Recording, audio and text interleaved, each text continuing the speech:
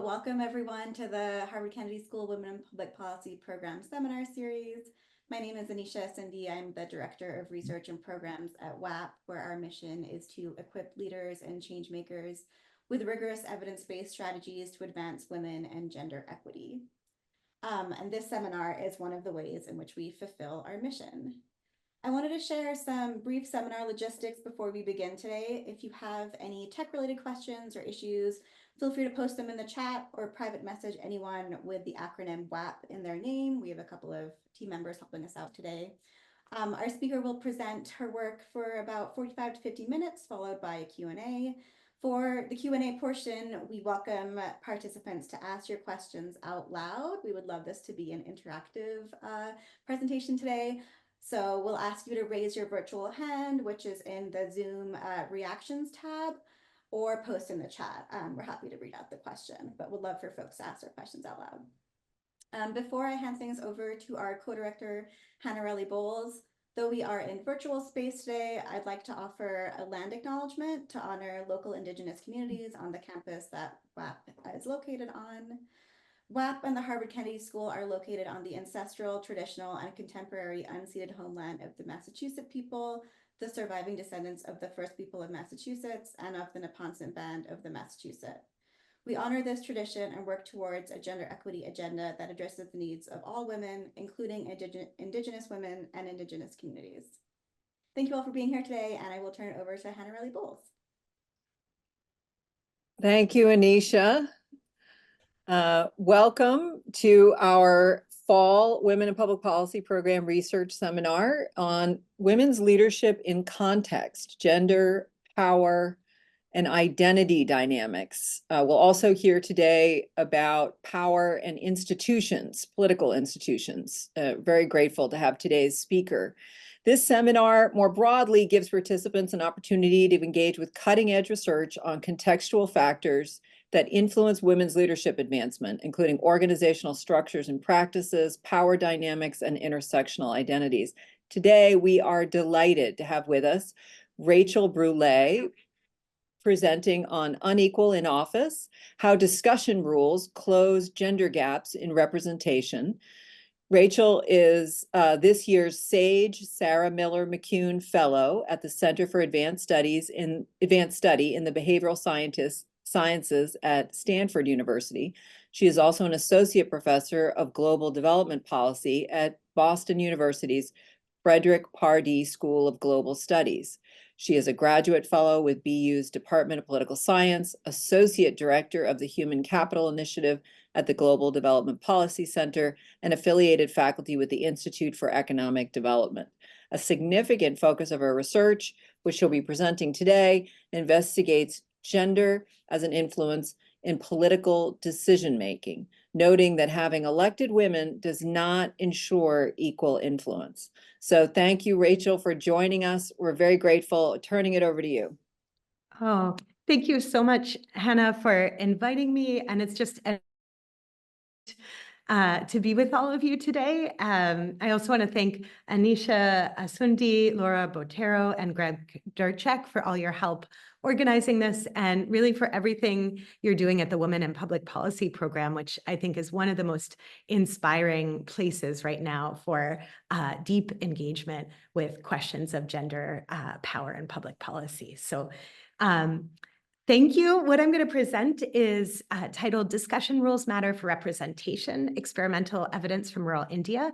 This is co-authored with Alyssa Heinze, who's a fantastic graduate student at UC Berkeley, and Simone Chauchard, based in Madrid. And it is really a very long running project, which we're now just finally digging into, working on bringing together these results for a standalone paper and also a book. So we really deeply welcome and value any and all feedback on what to hone, what we haven't done yet that we should be doing, and anything to rethink along the way. So thank you very much for engaging. The puzzle that motivates us is really that of electoral quotas for women, which I would say, in my perspective, are one of the greatest policy innovations of the past half century. You can see from this map, the majority of countries today use some form of quotas to reduce what we know are persistent gaps in women's political representation around the world as a whole.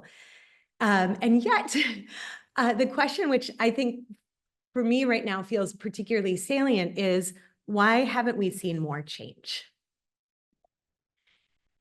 And so one way that I've already worked to try to start answering this question is in my first book, Women, Power, and Property: The Paradox of Gender Equality Laws in India. 2 natural experiments and 2 years of field and archival research. So the natural experiments are 1, quotas, which were forms that equalize daughters' rights to inherit land and property on par with sons. And there I find quotas can be really, really meaningful forms of disruption of power by changing the gender of key gatekeepers, these elected heads of local panchayats or villages.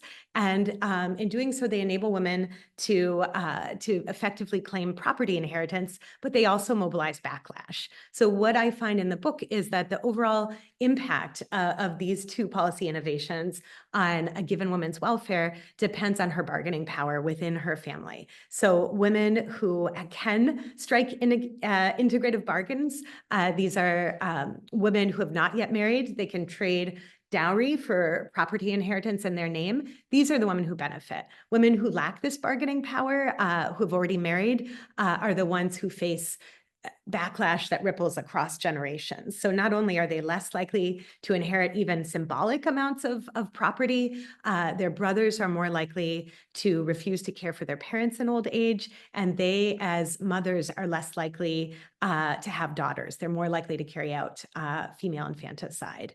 And so this is a case where we see quotas can both disrupt and reinforce inegalitarian gender inegalitarian orders.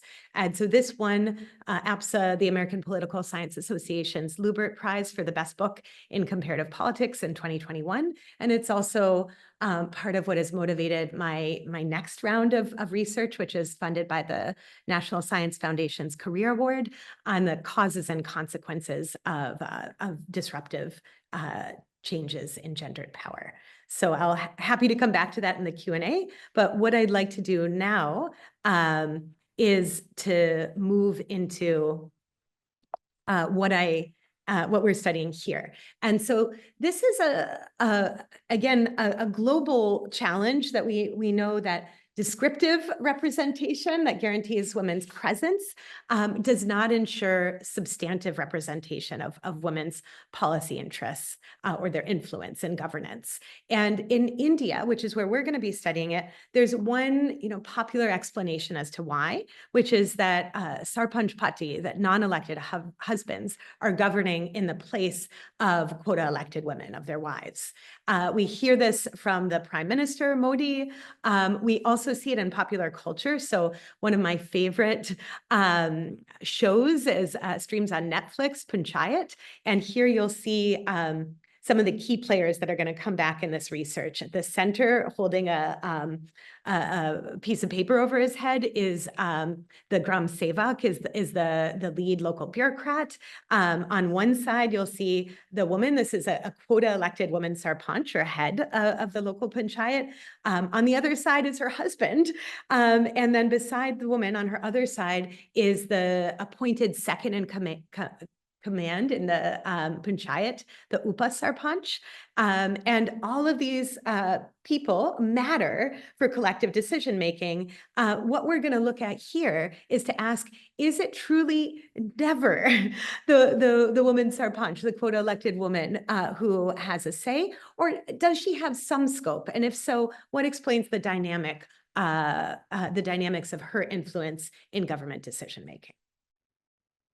And so here, what our theory proposes is that one thing that is required to get to substantive representation of women's interests is deliberative.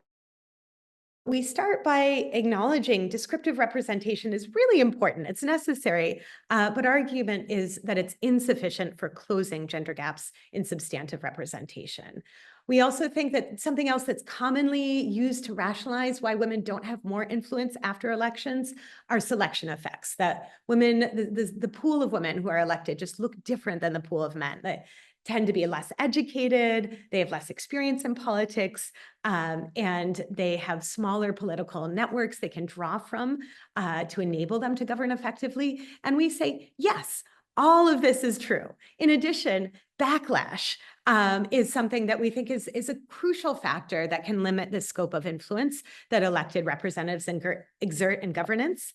And yet, we argue that above and beyond these commonly identified concerns, that rules within formal governance institutions are also crucial determinants of whether deliberation, this decision-making process, actually leads to substantive representation of women's interests. And specifically, we're going to argue inclusive discussion rules are one way to open space for quota elected women to engage and actually influence deliberation such that they can advance substantive representation of their own interests personally as women and, potentially of the broader class of women. So how do we actually test our theory? Here we're going to look at, we're running a field experiment that we conduct in 605 elected councils or panchayats in rural Maharashtra. For those of you who don't know India, this is the third largest state in Maharashtra. It's also home to India's financial capital, Mumbai. And so you could say it's kind of the equivalent of New York State in the United States. There are also local assembly elections that are happening in 2 days' time. It's a really important actor in national electoral politics in India as well. Our experiment, it varies discussion rules. So these are just in brief, and I'll explain more shortly. These are rules that require that every actor, every member in a meeting will share their preferences in a determined sequence, and that this happens prior to deliberation. And so the experiment is either you have those rules or a pure control, you don't. In the context of budgetary decision-making that mirrors a core local governance institution, the Masik Sabha. These are monthly meetings that are all about and implementing budgets for local development. We also conducted qualitative research for over a year to build this intervention. Once we do the intervention, we also have a really thick description of deliberation in the process of implementing this experiment. And then we also conduct follow-up interviews and longer-term research post-intervention. And so with that in mind, I just want to give you a sneak peek of our two key findings. First, in the baseline, so absent these discussion rules, we see that groups are less likely to enact the preferences of quota-elected women council presidents. So there is a real gender gap in influence, ex ante. And then what we find is that discussion rules, our intervention, are able, in the best case, to eliminate the gender gap in preference enactment. And so they do provide a key tool for improving gendered influence and representation in the context we study, which is rural Maharashtra. And one more thing I want to flag right now is that you'll see the way we're getting at gender gaps and gendered influence is through leveraging these quotas that mandate that women be elected, the local council head, the panchayat head, in randomly selected cases. This is in 1/2 of randomly selected local panchayats each electoral round. So where I'm going to go from here is to do 5 things. First, I'm going to tell you a little bit more about our theory and our hypotheses. I'm going to then take you through our research design and the theory building qualitative research that informs it. I'm going to then show you our core findings, discuss them, and if there's time, I'd love to share a little bit of my broader agenda that studies the causes and consequences of changes in gendered power. Okay, so what do we know so far? We have evidence in the existing literature that spans the global south and the global north that there are diverging voice and influence after elections for several very robust reasons. One, we see wholesale political exclusion. Second, we see bias among higher officials and the bureaucracy, as well as the polity. Third, bureaucratic overload. So bureaucrats are asked to do far too much, and so they can only do some subset of those tasks. And what they choose to do and how are magnified by gendered exclusion. And finally, we know that women have more limited political networks than men do, and we see this globally. So we argue all of this is true. In addition, what we study here are institutional rules, and we argue these affect both influence and cooperation across gender, class, and caste. And this builds upon some really important literature from American politics, such as Chris Karpowitz and Tali Mendelberg's work, as well as by people in WAP. Hannah Riley Bowles has really important work on this when we think about what's happening not inside the state, but inside business.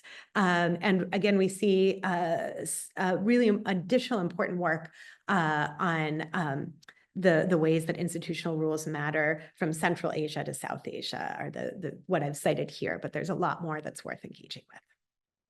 So with this in mind, let me tell you what we try to do with our theory. So we ground this in theory on the importance of quotas for normative reasons, because presence matters. Women bring different experiences and perspectives into politics. This is well developed in theory, and this is backed by really robust empirical evidence summarized by Amanda Clayton in a 2021 review piece. And we know that women's distinct knowledge can actually not just change outcomes, but it can improve the quality of deliberation. And so as a result, it can sway others, male politicians, toward policies that are better aligned with women's preferences. And yet, in all of this work, we assume that women's presence leads to women's voice in political deliberation. And we think it's really important to acknowledge this is not always the case. So presence doesn't always guarantee influence because of both these broader structural gender inequalities. So that's sort of the passive background in which deliberation happens, but also because of active interference to prevent women's effective voice. And so what we want to think about in our intervention is, can we enable effective voice? And here we're arguing that inclusive discussion rules are one way to bring about effective voice that can lead to closing the gender gap in influence. And we argue this could happen through one of two channels. So first, voice could actually enable persuasion. So it could enable other officials to start to rethink their private preferences. But in addition, voice could also signal that there are new perceived norms of interaction, which are more gender egalitarian than the status quo, which tend to be gender inegalitarian. They tend to expect that women it's natural, that it's appropriate that women have more deferential, more limited roles in deliberation. But we're also going to consider that the type of inclusive discussion rules could matter. So not all discussion rules are equal. And in particular, we're going to think about ways that rules could be more or less disruptive of traditional gender norms. And here, I'm going to get into more details in a moment, but the core here is we could imagine kind of two extremes. One, what would we expect to be the most gender disruptive is asking women to speak first. So this confers agenda setting power. This could really disrupt these traditional gender norms where women are supposed to exert deference to the men in the room. And then an alternative, which we expect to be less gender disruptive, is to require women to speak last.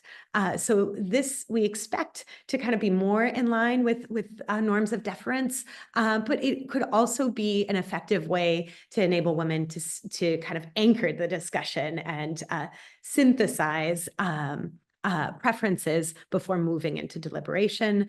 This might be a way to kind of lean into more gendered norms that are kind of more in line with women's advantages of integrative leadership and transformative leadership. So we're going to test both of these kinds of inclusive discussion rules.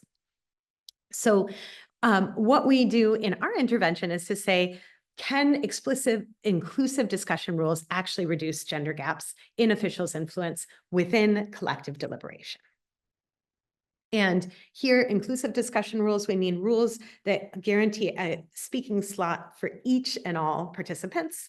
And by influence, what we mean here is a pretty concrete kind of mechanical form of influence. We're looking at officials' ability to bring collective decisions closer to their own privately held preferences. So in our intervention, we test 3 sets of hypotheses. So the first is about what we expect the world to look like prior to our intervention. We expect to see a gap in influence such that quota elected women are likely to have less voice and influence than non-quota elected officials who are predominantly men. Second, we're going to test our main relationship, which is that inclusive discussion rules should increase the influence of quota elected women. And we're going to think that's especially likely to occur where those discussion rules are disruptive. And finally, we're going to test 2 mechanisms. So inclusive discussion rules could act either because they increase women's capacity to be persuasive, or because they change the perceived norms of interaction, signaling more gender equitable norms of interaction. So now let me just tell you a little bit more about how we actually design our research. So here, as in all my research, we work to leverage multiple methods. So one of the things that we do is we start by shadowing local officials to really the room where local governance is happening. So here, this is a picture of the Masik Sabha, the monthly meeting that happens in Maharashtra that one of my co-authors, Alyssa Heinze, took. And so we really, really do try to take time to understand the mechanics and the core substance of local governance. And this very much influences what we do. Secondly, we work hard to investigate ecosystems that provide support for governance both inside and outside the state. So here are just kind of 2 snapshots of this.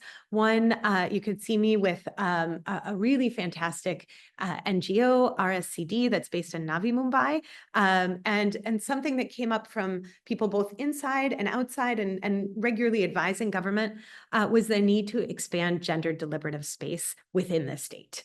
And one of the ways that I saw that really work in practice, you could see from the other picture here, this is in Northeast India, in Meghalaya, with women who are engaging with the state from outside. So in the form of self-help groups and traditional institutions. And these women didn't have a formal state space in which to convene. So when we met inside the local school. And this is just kind of one more way in which we see radically limited deliberative space for women, which made us think this kind of intervention might matter. And finally, this research, all my research builds off of really deep-rooted collaboration, which I would argue is crucial for long-term ethical engagement. And here I'm with the Government Innovation Lab based in the state government of Meghalaya, again in Northeast India, with a really amazing group of women and men working on these broader issues. So what do we do in this experiment? So here, what we're doing is to organize group deliberations that mirror these Masik Sabhas, these monthly meetings. These are meetings that are private. They're for elected and appointed local officials, and they're meant to advance village level development. And again, we came across this as a really key site for local governments based on our theory building local research. And here, our meetings mirror these Masik Sabhas by bringing together the three key actors for them. So one, the first is the village council president, the Sarpanch. Second is the vice president of the panchayat, the Upa Sarpanch. This is out of the elected council members, the person that's appointed to be second in command. And often when there are quotas for the head, this is the most influential, the highest caste, the highest social status male official in the Gram Panchayat. And finally, we invite the lead village bureaucrat, the Gram Sevak. And these three key actors are the ones making the key decisions in the Masik Sabha. And the substance of the meeting that we convene exactly mirrors what happens in these real world discussions. It's a budget discussion. It's about budgets for local development. And in each of these meetings, we bring together two enumerators. They're gender balanced, so we have one man, one woman, and they're working to really do this thick observation of the deliberative process. And so we randomly select for each one of these meetings which of these two enumerators will be the leader asking the questions and which will be the secretary recording the answers and the process. And in addition, we recorded deliberations, and so we're just starting the process of coding those for qualitative analysis as well. And the final thing I want to mention about the intervention is that before we ran this, and as we were designing this, we made sure to get support from the Maharashtra State Election Commission, which made sure that this was actually an appropriate intervention, and also enabled us to make sure it was a meaningful use of people's time, and ensured high participation by those who we requested to join us. So what do we do in the intervention itself? So here, as you'll have heard me say, we're varying the rules of discussion in these group deliberations. So we have two variants of this. The first, we ask the Sarpanch to speak first. This is in a third of our sample. The second, we request the Sarpanch to speak last in another third of the sample. And finally, the control mirrors the status quo. There are no discussion rules. So this is a pure control in, again, a third of the sample.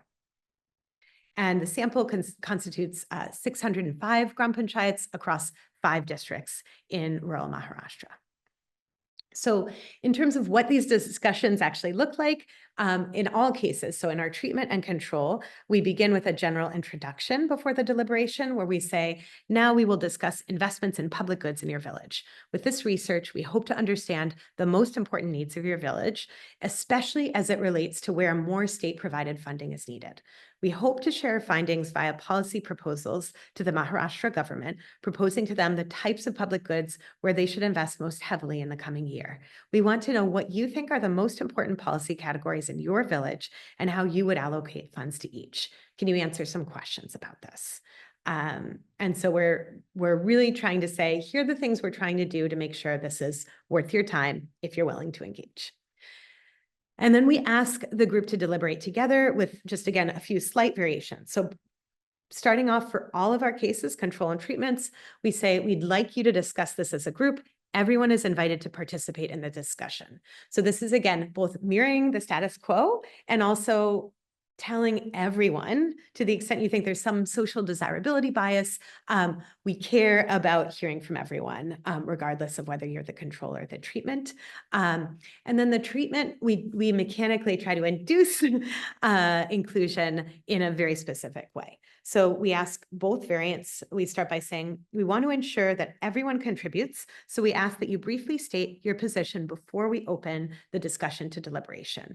And so for our first treatment, the gender disruptive treatment, we say, Sarpanch, please speak first, then continue with the person to your left. In the slightly less gender disruptive treatment, we say, Sarpanch, please speak last. We will start with the person to your right. And then again, for everyone, we ask them to please provide us with a common decision that we will write in our report to the Maharashtra government. Please discuss as a group and tell us the Gram Panchayat's preferred allocation on the following questions. So we say, what is the opinion of the group panchayat? If you're given 10 lakhs in rupees, so this is roughly 15,000 US dollars, how would the Gram Panchayat allocate this funding to each of the 5 following budgetary categories? First, improvement of roads. Second, improvement of well facilities. Third, improvement of farm irrigation. Fourth, improvement of Anganwadi center facilities, or these are early childcare centers. And fifth, improvement of employment opportunities for the lower castes. So these categories we came to based on extensive surveys we did in advance to make sure they're relevant. We also tried to make sure they're balanced by gendered priorities, and also that we have space for identifying caste-based priorities as well. And so then we try to measure influence through 3 sets of instruments, excuse me. So the first are surveys that we conduct prior to the experiment. These are for each individual and private. We ask them their private preferences. And we do that with the same questions that you saw we asked the group. Secondly, we observe the deliberation of the group itself following our experiment. And this, as we've mentioned, this is a group decision-making process.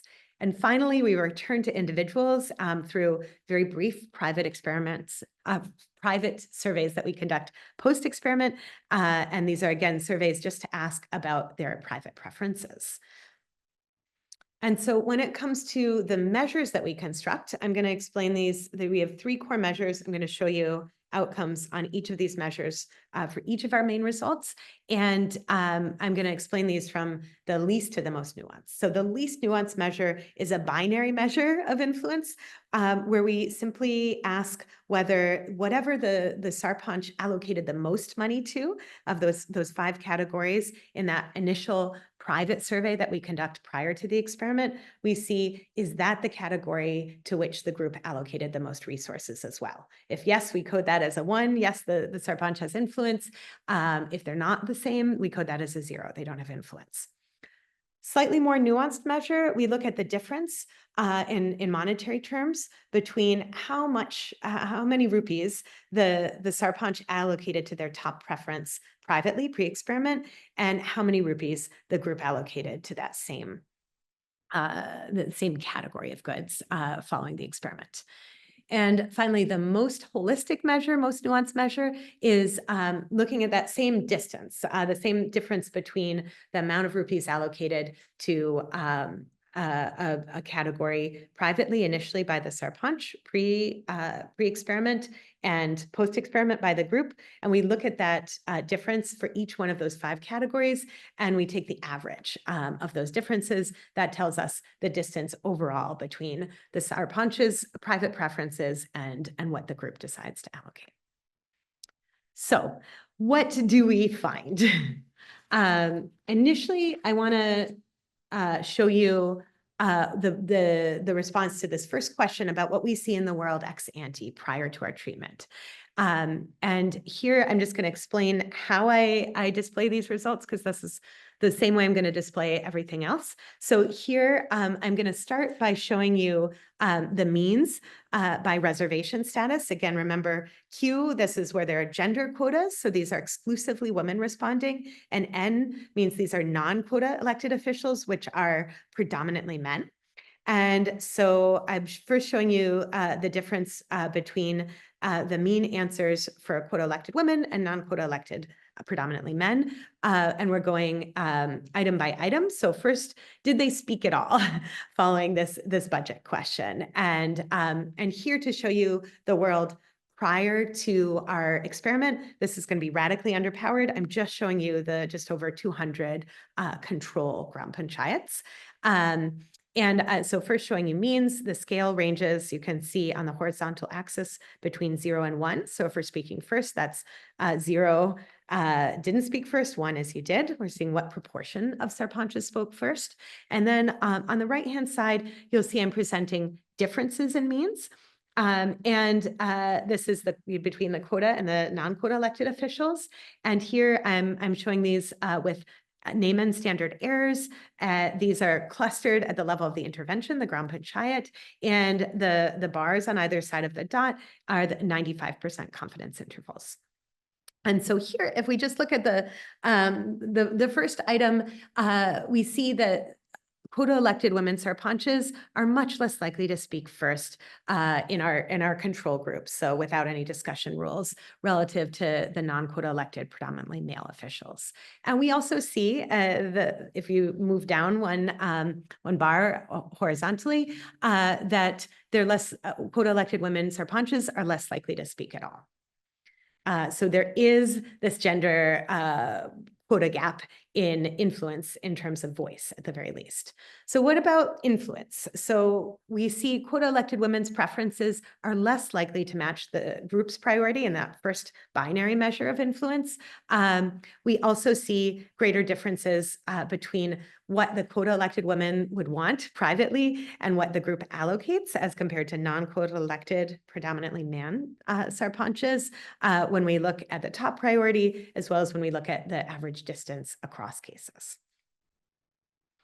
So what happens when we implement our intervention? So here I'm going to show you now this disaggregated by treatment status. So the first T1, this is the more gender disruptive speaking rule where we request the sarpanch to speak first.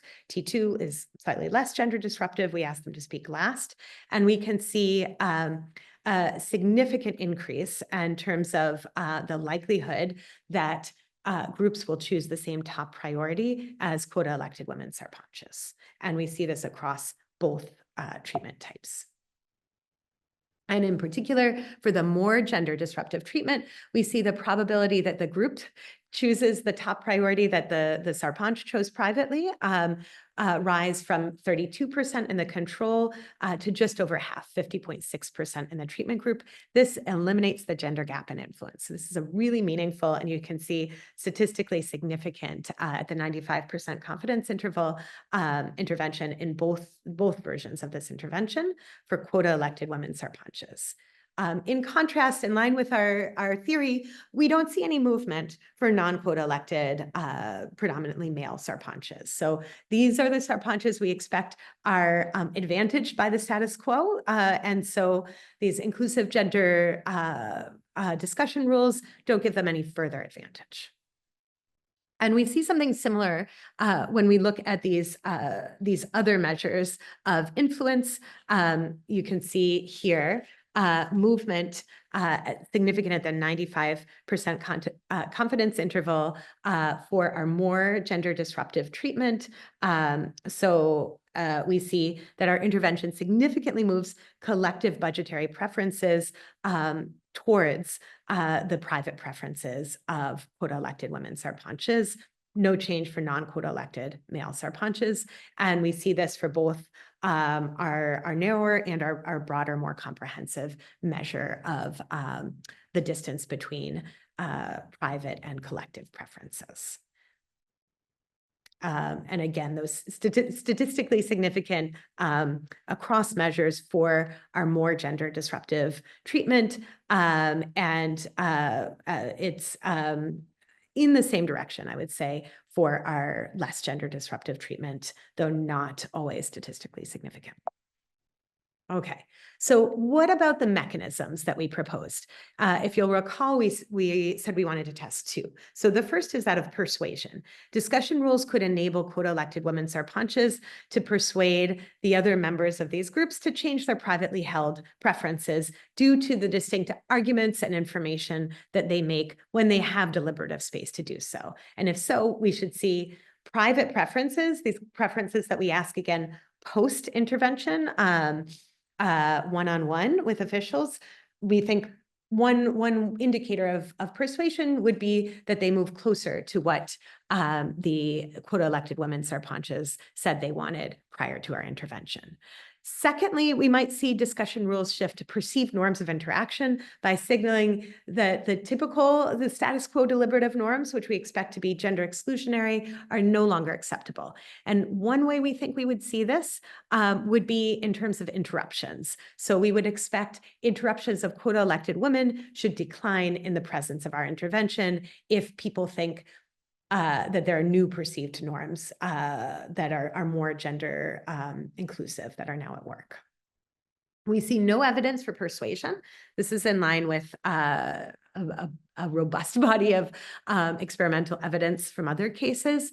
However, we do see evidence that would be in line with a shift in perceived norms for the more gender disruptive treatment for speaking first. So let me just show you this again by treatment status. So we see interruptions of quota elected women sarpanches decline for both treatments, but statistically significantly only for our first treatment, speaking first. And here interruptions drop by 14.4 percentage points. And this effectively halves the baseline level of interruptions, which was 29.5% of quota elected women sarpanches are interrupted in our control group. We see no change for officials elected outside gender quotas, predominantly men, again, in line with our theory. So before I conclude, let me just give you a little bit more qualitative evidence of what these deliberations look like across our treatment categories. So, and I'm going to just share with you a little, these very brief glimpses into 3 cases, all from Amravati district in Maharashtra. So the first in a control group, who speaks first turns out to be the Upa Sarpanch, the vice president, the second in command, who here, as in most cases, is a man. And he says, I'll prioritize roads, cover the drains, and if any money is left, we could do the Anganwadi, this early childcare center related work. The next person to speak is the quota elected woman sarpanch, and she voices a distinctive preference. She says, women should get employment, only then can they stand on their own feet. And so the third speaker is, if you'll remember, here we have the lead bureaucrat, the Gram Sevak, and this person has a very superficial, and I would say not substantive, acknowledgement of the quota elected woman sarpanch's preferences. So this person says, we'll also do as the Upa Sarpanch said, we will do development work near the Anganwadi, so near the childcare center, and this will automatically generate employment. So we'll do what the Upa Sarpanch, the male Upa Sarpanch suggested, and don't worry, Sarpanch, things will be fine. Eventually something you want will probably happen. In contrast with the more gender disruptive treatment, where we request the quota elected woman to speak first, she voices a distinctive preference. She says, we need to focus on roads and drains. Because of the increasing population, we will have to pay attention to this, and we can also allocate for other basic facilities. The next speaker is the Upa Sarpanch, who asserts irrigation is most important. So no, we need to focus on something else. The Sarpanch responds, and she maintains her priorities, but also makes space for compromise by saying, but the population is also important. That's why we will have to look into how to do both things. So here, there's not an autocratic pushing of the Sarpanch's preferences above everything else, but there is a constant assertion of space for them. And finally, in the less gender disruptive treatment where we ask the Sarpanch to speak last, the Gram Sevak sets the agenda. This is the lead bureaucrat, and says, I will allocate for roads 20%, potable water and irrigation 30%, electricity 30%, and Anganwadi 10%. And in this case, the quota elected woman Sarpanch, who goes last, doesn't say anything different. So there's no real voice that we see from her in this case. She just says, I also agree with Madam Gram Sevak. So all she is doing is kind of ratifying the agenda that's already been set. So what do we take away from this? We would argue that descriptive representation only leads to substantive change under the right institutions. And here, this means doing more than just achieving presence. This means more than just quotas that guarantee descriptive representation. Here we see rules of engagement can also shape substantive representation in important ways. But we would argue these aren't discussed or studied nearly enough in the broader literature. We think partially this is good news, that this intervention, which we think of as relatively light touch to open deliberative space, can actually improve representation in the short term. And we find, I'm happy to discuss this more in Q&A, this is driven, as we would hope, by the compliers. So, there are limitations here, but we think this could provide some meaningful insights when we think about broader policy reforms. And kind of the broader agenda we would propose from this is that we need holistic approaches to improving women's substantive representation. So yes, quotas matter, rules also matter as well. And so what we hope is taken away from this is not that there's just like one more quick change that can solve everything, that's a silver bullet, but rather that there is a need for longer term research with an understanding that absolutely we should expect backlash whenever status quo, existing interests are threatened. And so I think I'd like to just take one more brief moment to just do a very quick sketch of my broader research agenda, which is on the causes and consequences of disruptive gender change. So I'm just going to give you the headlines, and I'm happy to discuss any of this more in Q&A. But one arm of my research agenda is to look at the disruption of gendered power via gendered solidarity. So I look at this across caste as well as gender lined, and work with a really extraordinary assistant professor, just joined the London School of Economics, Alyssa Toth, in a piece forthcoming in the Journal of Politics, or sorry, R&R in the Journal of Politics, hopefully forthcoming. I also look at this in much earlier stage work in mainland India with another wonderful early assistant professor at Georgetown, Bhumi Purohit, Alyssa Heinze, another co-author, as well as really, really fabulous local NGOs, RSCD based in Maharashtra, and the Self-Employed Women's Association based in Gujarat.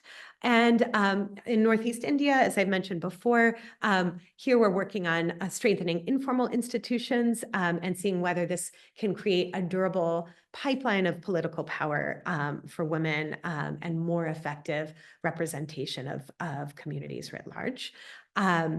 Another way that I'm looking at change is through more exogenous disruptions of power through climate change-induced extreme weather. One way I'm looking at this is with a really awesome PhD student at Harvard, Akshay Dixit, looking at the case of Bangladesh.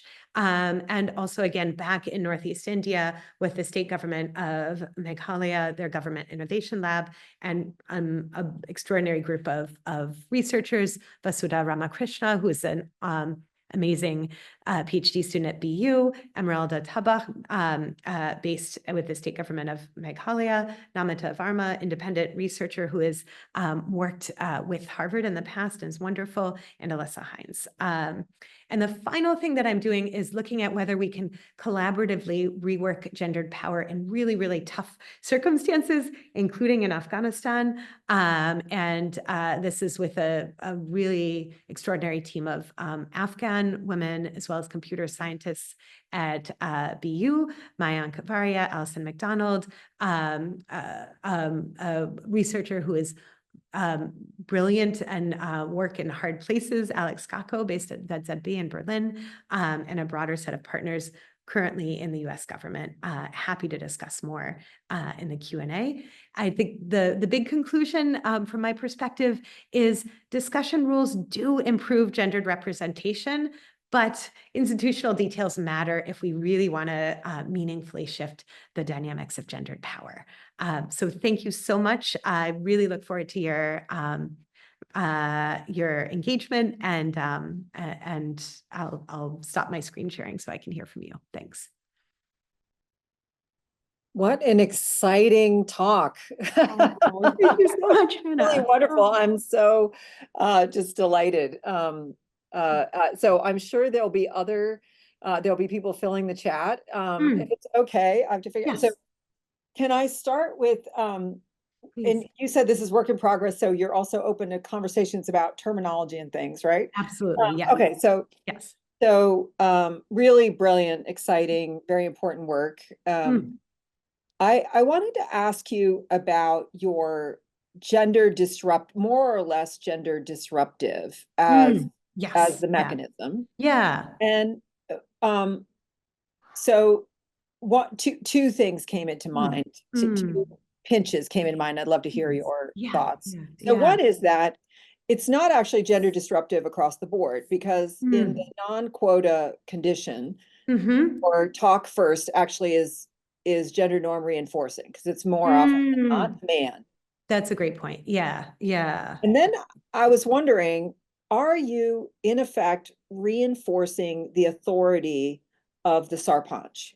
So is this in essence giving sort of external validation to the voice of the sarpanch, whether or not male or female? And that maybe, and I think that this is kind of this could have implications for other types of interventions, because is the mechanism that you're doing something that's counter stereotypical, which reinforcing women's authority would be, but is it more specifically about reinforcing women's authority? And if so, you could imagine a variety of things that could be done, potentially even outside of the realm of conversation. So anyways, I'd love if maybe we could start there for a bit of conversation. Then there's other questions streaming in the chat.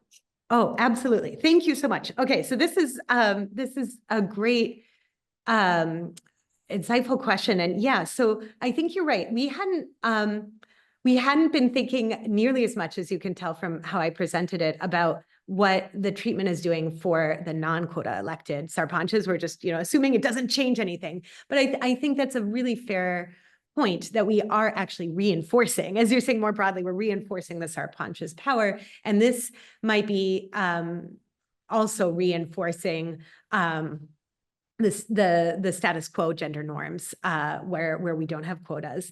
I think that's I think that's an appropriate interpretation. Excuse me. Now, I guess the second, so I think that we should take that into account in how we're interpreting the findings.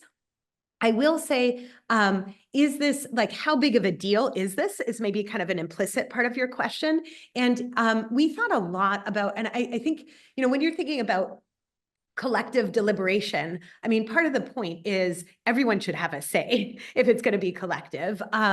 But here, I don't think we're actually tilting institutions far from what they're intended to do, in part because the way that the rules are written for Gram Panchayats are to specify that the sarpanch is supposed to preside over the deliberations. And so we think of this as reinforcing that presiding role. I will say, we don't think of this as proposing that institutions are supposed to work differently than the way that they're legally intended to. But that said, I do want to engage with the second part of your question, which is this actually about reinforcing something other than the sarpanch's authority per se, but reinforcing women's authority specifically? And I guess I would say no and yes. So first, I don't think it is. I think the way that we've designed the intervention, and I'm curious if you would interpret it any differently, but we don't think of the rules that we're proposing as being explicitly gendered per se. So this is we think of these as gender neutral rules that matter differently depending on which gender, that are a little more disruptive depending on whether we have this second intervention quotas in place or not. So by those rules themselves, I don't think they're trying to doing anything that's explicitly gendered, other than saying this presiding role, we expect, because of gender norms, women have a harder time occupying it than men. So we're trying to bring them in. So maybe in that sense, okay, maybe I need to rethink and to say, yes, it is gendered, but only because there's this aspect of what women are legally supposed to do that gender norms prevent them from doing ex ante. The second thing I'll say is we do have a second, there are two other things that our intervention is varying that I think we could engage with more. I'm curious if you'd agree this would be helpful for answering your question. So one that I mentioned is we have this gender balanced team of enumerators. And so we have random variation as to whether we're kind of priming women's leadership by having the woman be the one to lead in terms of asking questions. So that is something else that, you know, we did to make sure we're not getting like bias in terms of like what's happening from the enumerators bleeding into what's happening in the deliberation. But I think that's something we could probably leverage in terms of looking at ways that we're trying to reinforce gender equality or gendered leadership in other ways. The other thing that we're doing, which we haven't engaged with here because we want it to be another paper that we haven't gotten to yet, is we leverage one more quota, which is for the bureaucrat, for the lead bureaucrat, the Gram Sevak. And so that is something which is not consistently across India, but it's something Maharashtra is working on, their goal is to get to a 50-50 balance of these bureaucrats as well. And so we oversample women Gram Sevaks. So we do have a 50-50 distribution, and this maps, we also have, we have this, we're stratifying by the gender of the Gram Sevak, the gender of the Sarpanch, and also the caste status, whether there are caste reservations for the Sarpanch as well. So our main hypothesis and our like pre-registered hypotheses are all about gender. So that's what we focused of the Sarpanch. That's what we focused on now. But we can also look at, in the same way Karpowitz and Mendelberg and others have done, how gendered composition matters in these other ways too. We just haven't had time to get there yet. So it's so incredibly exciting. And yes, exactly. I was interpreting from your setup that the female, the women who are quoted into this Sarpanch role don't actually they aren't viewed with the same formal authority. You know, they're not given the same authority. And I thought the interruptions versus the persuasion might also have been like that. In essence, you know, it's maybe a bit of a sign of you don't interrupt an authority figure. I have another question, but I want to make sure that we're getting it.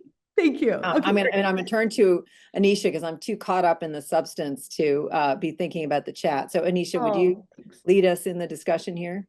Thank you both so much. There's a question in the chat from Steve. Appreciate your work building on Cantor's focus on the importance of a critical mass of minorities and women in particular to ensure the supportive alliances necessary for these minorities to shape critical interaction dynamics, and agree with you that specific protocols are necessary to allow minority voices to be heard. Their question is, are there other protocol interventions that you anticipate as being useful in the gender disruptive discussion order that you studied? Thank you very much. Okay, thanks, Anisha, and thanks, Steve.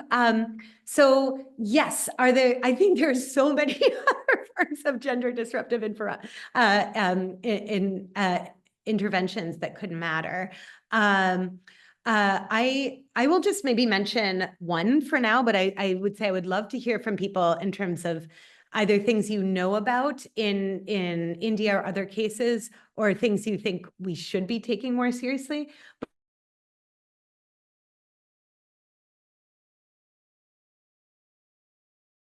Do to be able to govern effectively is frequently they will move the space where deliberation happens from informal spaces. So often these will be in the Sarpanch's home late at night, to spaces that are safer for women and times that are safer for women. So having these happen in in an institution which is formally associated with the government, so in the Gram Panchayat building, in daytime, time when it's safe for women to move around, and in spaces where we're less likely to see gender-based harassment, which we are likely to see in private male-dominated spaces. So I think that's another example of ways in which ensuring that women can govern in formal spaces.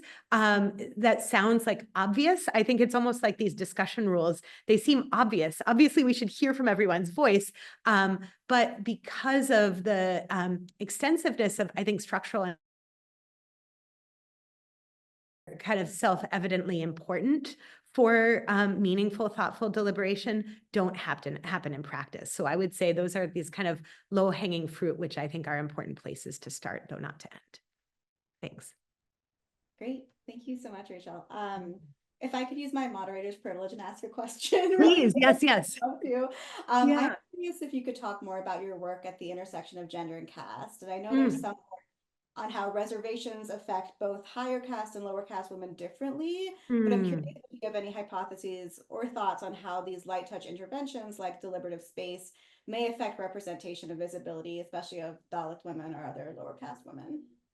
Yeah, thank you for that. Absolutely. So yeah, I mean, I'll start by just saying what I know so far from this prior work I mentioned with Alyssa Toth is that there we see, if we look at the impact of one versus two-dimensional reservations or quotas. So one-dimensional being for gender, but not for caste, or for caste, but not for gender, and two-dimensional, you know, India is pretty unique in the world. There's just really a handful of countries that mandate simultaneously mandate more than one kind of reservation. So there is a critical mass of women from scheduled castes and tribes, Dalit women and ST women who do have space to govern by this mandate. And we find they govern in very different ways.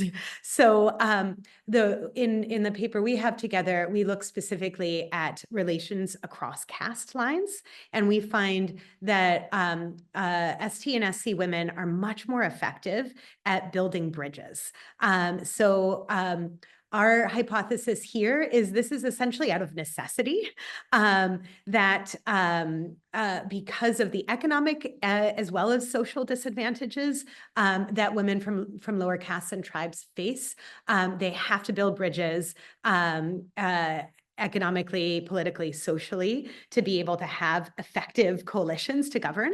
And so we see that when it comes to willingness to engage across caste lines in public, as well as levels of caste intercaste conflict within the village, as well as willingness to marry across caste lines, we see reductions in caste-based boundaries across all of these spaces when we have women from scheduled castes and tribes governing. We don't across one-dimensional reservations, and we actually see increases in conflict when we have one-dimensional caste reservations, which are typically men from upper castes. And here we argue, again, also there's something about the ways that one-dimensional reservations tend to reinforce the status quo. So you typically are, if you're with these ST or SC reservations, they're men. And so they have an interest in maintaining gender hierarchies. When we have women's reservations, they tend to be women from upper castes. And so they have an interest in maintaining the caste-based hierarchy. So it's only two-dimensional reservations that bring representatives to power with a fundamental interest in disrupting the status quo, and we see them do this in meaningful ways. So what does this mean for our intervention here? So again, I mentioned we can study this, we just haven't gotten to it yet. So I can't give you yet the ways in which for example, interruptions or other things change where we have women from quota elected women from scheduled castes or tribes versus from dominant castes. However, what I would say our hypotheses are here is that these interventions should be particularly meaningful when it comes to influence for women from scheduled castes and tribes, because there are just so many more ways to dismiss women when they're not only just the lower status gender, but also the lower status caste or tribe. That said, I think I don't think we should take that to mean that women from scheduled castes and tribes are less efficacious. I think from this other work, we should actually expect them to be more efficacious when they have the deliberative space to do so. So that's my quick answer. I would love to talk more once we have that analysis done too. Thank you, Anisha. That is, am I cutting in front of anybody? Anisha, do you have a line? All right, I've got another question. This is so fascinating. really wonderful and important work. And, you know, we had, I don't know if you know the work of Ashley Shelby Rosette. She spoke a No. session or two ago, but she looks at intersectional identities within gender and race in the United States. Oh, And wonderful. there could be parallels actually Yeah. from Yeah. some of that work. Yeah. Thank you for asking that question, Anisha. So can I have a question of clarification, and then I'd love to, actually, maybe it's two questions of clarification. So maybe just give them to you back to back. So my first one is whether they, whether the participants express their personal preferences before or after they know what rule they're going to follow. And then this Before. Okay, good. That's So all you pre- just spring, that's before, and then you spring the rule on them. Okay. Yeah. And I was Yeah. wondering, does being asked to speak first affect what the female sarpanch says in substance? Okay. So, that's so for instance, I was kind of wondering, oh, sorry, you go no, ahead. no, go ahead. Yeah. No, I was just kind of wondering, do they feel like they have to speak for the group? And so they may choose then to talk more about, you know, these broader economic development issues. Whereas if they're not in that place, if they're stuck in their power minority role, are they then more likely to raise the marginalized gender issue that's not being brought up otherwise? I was just curious whether you see any effect of substance. Yeah. So those are great questions. So I think I might have misinterpreted your first question. So let me answer actually in a little more nuanced way. So first is when we ask about the first round of their private preferences, that is all pre-treatment. They have no idea what the rule will be.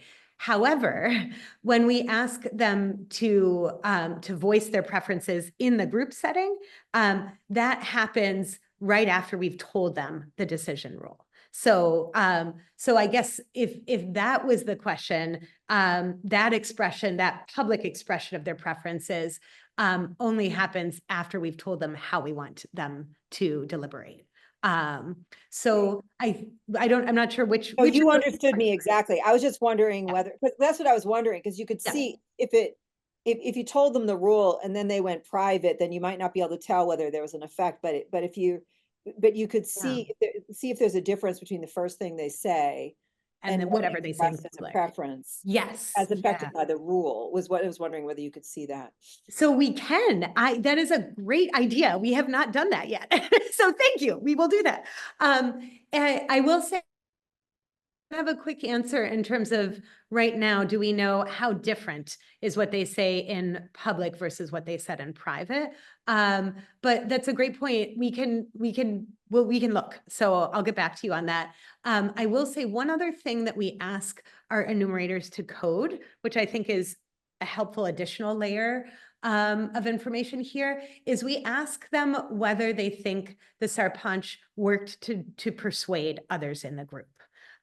So again, we could see to what extent is that effort, this externally coded effort at persuasion linked to them voicing their initial preferences, voicing preferences that maybe they didn't privately prioritize, but as you said, if they say something else at the start, that might suggest, oh, now I'm thinking in a different, I'm putting on a different hat to share these preferences. So again, we haven't done that analysis yet, but I'm really curious to see what we'll find, and I'll let you know once we do. Yeah. Well, that would be very fun. Very fun. This is so wonderful. Rachel, thank you so much. And for overcoming our technical difficulties and for presenting your research is so, it's so exciting. And you're really bridging the people that we have in our group who are, politically minded and institutionally minded, but also those of us who are more in the micro psych realm. You're hitting all of us with this. Oh, yay. So we're really appreciative. Excellent. Thanks again. Thank you so much, Hannah. Thank you. That was everyone. really terrific. Thanks everyone for joining us. Thank you. Take care.